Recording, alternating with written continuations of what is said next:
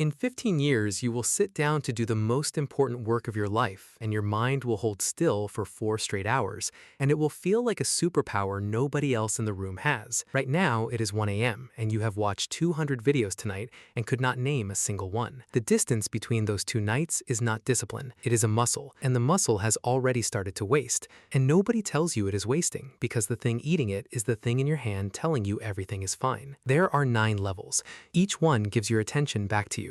None of them tell you what you are fighting until you are already losing. Level 1, the Doomscroller. You are 22, it is 1 a.m., and your thumb is moving on its own.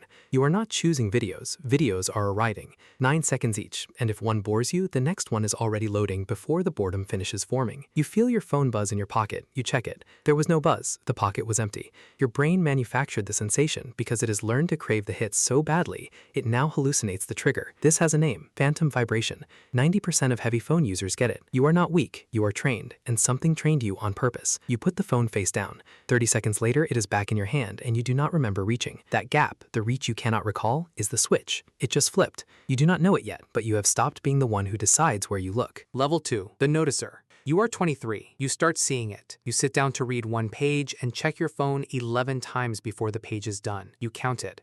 Counting is the whole skill at this level. The specific discomfort of watching your own attention leave your body and not being able to stop it. You learn the real number. After every interruption, it takes an average of 23 minutes to return to full focus on a task. 23. So the 11 checks did not cost you 11 seconds each. They cost you the entire afternoon, and you handed it over 1 glance at a time, each one feeling free. You used to think you had a focus problem. Now you understand you have 100 tiny exits, and every one is a door someone built into your day on purpose and painted to look like a window. The seeing is progress. It is also the end of the excuse. You can never again say you did not know. Level 3, the Resistor. You are 24. You fight back with rules. Phone in the other room, app timers, the grayscale trick, where you drain the color out of your screen so the red notification dots stop screaming and the apps go dull as a parking lot.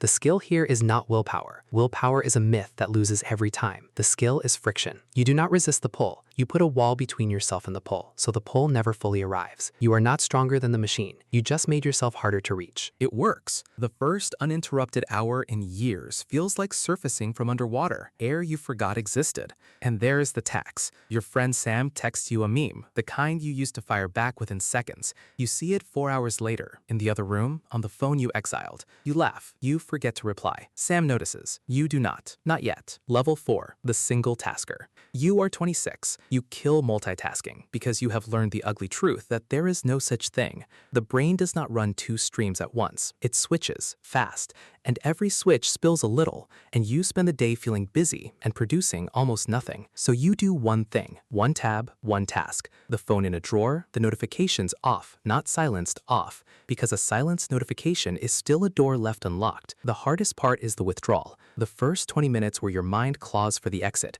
throws you an itch, a fake urgent thought, anything to make you reach. You sit through it, and on the far side of those 20 minutes, the work starts to open. You feel the machine turn over for the first time, thought building on thought instead of scattering, and it is genuinely thrilling. You get more done before lunch than you used to do in a week. You start to guard your attention the way you once spent it, jealously, and something in you begins to go quiet and hard. Level 5, the deep worker. You are 29. You build blocks. 90 minutes, no exits, 1 hard thing. You match them to your body, the 2 hours after waking when your mind is sharpest, and you refuse to spend that window on anything small. You do not check email until 11. You have learned that the first thing you touch in the morning is what your attention belongs to all day.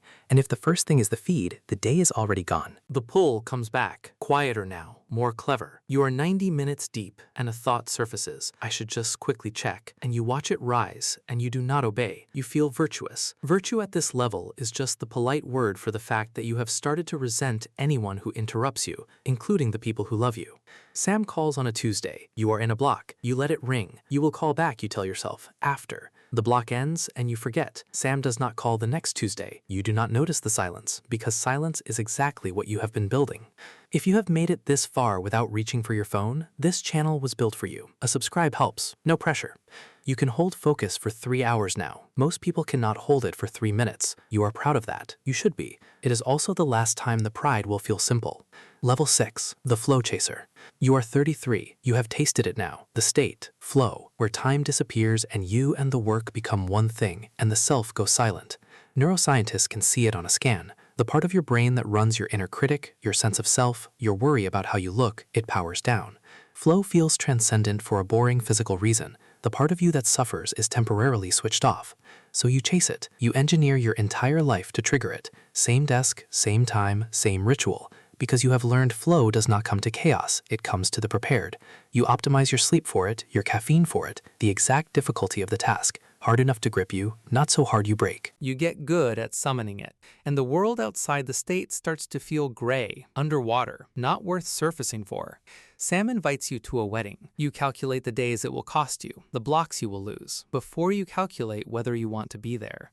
You notice yourself doing it. You go, and you spend the reception half inside a problem in your head, present in body, gone in the only way that counts. Level 7, the Hyperfocuser. You are 38. Your focus runs without you now, an engine that forgot it was installed to take you somewhere. You lock into things that do not deserve it. You optimize a spreadsheet for 6 hours because the locking in feels better than the living. And the deep work you built to serve your life has quietly become the place you go to hide from it. Here is the quiet part nobody says while you are grinding at 3 a.m. The goal was never focus, it was escape. The doomscroll and the flow state are the same drug at different doses, both a way to not be here, to switch off the part of you that has to sit with your own life. The feed numbed it with noise. Flow numbs it with silence. You did not defeat the machine, you just built a better one and pointed it at yourself. A doctor asks how you sleep. You cannot remember the last night you were not running a session in your head as you lay down. You file it under things to fix after the next deadline. There is always a next deadline. That is the trap. It was always the trap. Level 8, the reckoning. You are 44. You have the 4 uninterrupted hours, the superpower.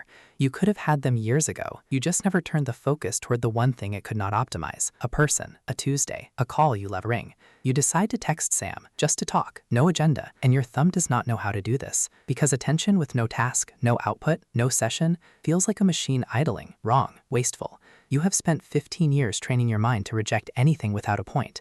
And a friendship has no point, it is pure. That is exactly why your trained mind cannot hold it. You pull up the thread, it ends 11 years ago, on a meme you never replied to. You don't have the new number, the anchor is gone, not dead, worse, just quietly released, one ignored ring at a time. Each one rational, the sum of them unbearable. You put the phone down, and for the first time in years there is nothing loading to fill the gap. Just the room and the quiet, and a life you are too locked in to look at. You got so good at controlling your attention that you forgot attention was only ever a way to love things, and you aimed it at everything except the things that would have loved you back. Level 9, the one it was always about. Here is what the 9 levels were actually for. Attention is not a productivity tool. Attention is the whole of your life. What you look at, for as long as you look at it, is what your life is made of, and nothing else. The people who built the feed knew this before you did. That is the business. They do not sell you videos. They sell your looking, by the second, to whoever pays. And they got so good at buying it that you had to become a monk to win back an afternoon. And the thing you were really trying to reach, presence, being here in your own life, no number of deep hours delivers it, because presence is not focus. Presence is focus with nothing to gain. It is the one state the whole machine, the feed and the flow, trained out of you, because it produces nothing anyone can sell. Somewhere tonight there is a 22-year-old at 1 a.m., thumb moving on its own, feeling a buzz from an empty pocket. He is about to start the same climb. It will save his mind. It will make him formidable. And unless someone tells him, it will do to his life exactly what it did to yours, one guarded hour at a time, until the guarding is all that is left. Focus was never the destination. It was the toll. And nobody tells you the road was always leading home. Look up. That is the whole practice.